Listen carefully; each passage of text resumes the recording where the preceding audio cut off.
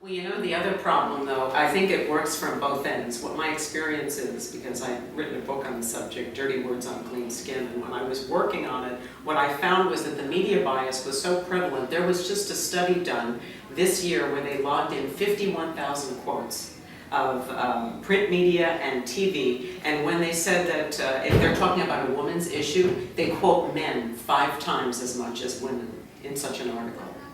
When it's talking about women's health issues, I mean, this was shocking to me. And if it's politics and the economy, they quote men at a ratio of 3 to 1 and 4 to 1 over women. So the problem with this is that you have the media bias coming from here. You have comedians who insult women and put them down in sexist ways. And then you have the advertisers and you have the opposing politicians who get to paint women as bad mommy and so on.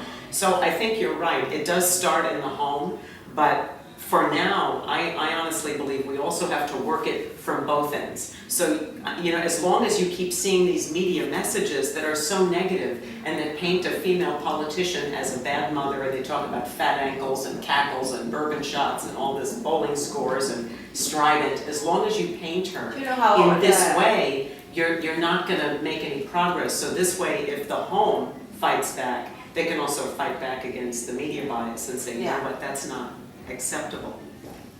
What would you advise a woman who wants to follow in your footsteps? Today, I mean, just coming up in today's world. Yeah, what would I advise? What would be my advice? Always say whatever you want to say. Don't keep anything inside of you. If you think he's dumb, tell him, I'm sorry, I think you're dumb and you're wrong. You're not right. Because I think our problem, like a woman, we always keep quiet. We just think too much and we don't take it out. You at least you're right. And at least I'm on TV and I can do interviews and I can express myself. But what happened with the other 99% of the people? That's right. They just keep quiet, they just see and they just how they will express themselves. Do you feel that you have the permission, because you said because you're on a network and you get to express yourself, do you feel that you have a lot of freedom in terms of what you want to cover and the way that you express yourself on camera? That's fantastic. Yes, we have a lot of freedom. We have a lot of freedom.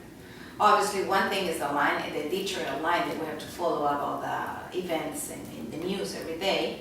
And we have our freedom to do whatever we want to say about how we think about some things, some issues. There was one last thing I wanted to talk to you about today. It was the situation in Juarez. I've understood that there are about 700 women who have been killed since 1993. And it's something that seems very much to be kept under the rug, that is kept quiet, that we're really not talking about. And just as in this country, there is so much violence against women. I mean, an act of violence is committed against a woman every couple of seconds in this country. Yeah, let me tell you something very interesting about the Juarez, that many women die in Oaxaca too for family violence. Yeah. Many people die in Yucatan, in Jalisco, in Sinaloa, in another Mexican states. Maybe they just keep their eyes in Juarez right now because that's where the media start talking. But I'm pretty sure many women die here in Ohio too.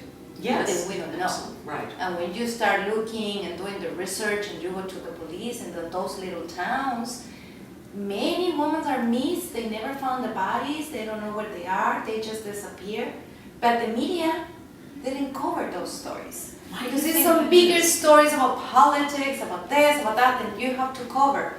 But the problem and the reality is many women in each part of the world, in Afghanistan, how they're treating the women, how they're dying every day for violence because they misrespect the sex, female, that's it. So I think that things have to start changing. What can we do about it? Educate kids. At least we're struggling right now, but this next generation is not struggle with that. And open our mouths, you and me. Yes. Because we can do it. Yeah. We open our mouths. Yeah, because we can do and tell what we think and what we say. And try to work in this level for next generations, go to another level. This was so lovely to talk to you today. I love talking with you. Thank you so much Thank for you, being Anita. here. I really appreciate Sorry it. for my English. It's not No, your English is Right. lovely. Palmira Perez. I'm Anita Finlay. Thank you so much for joining us today.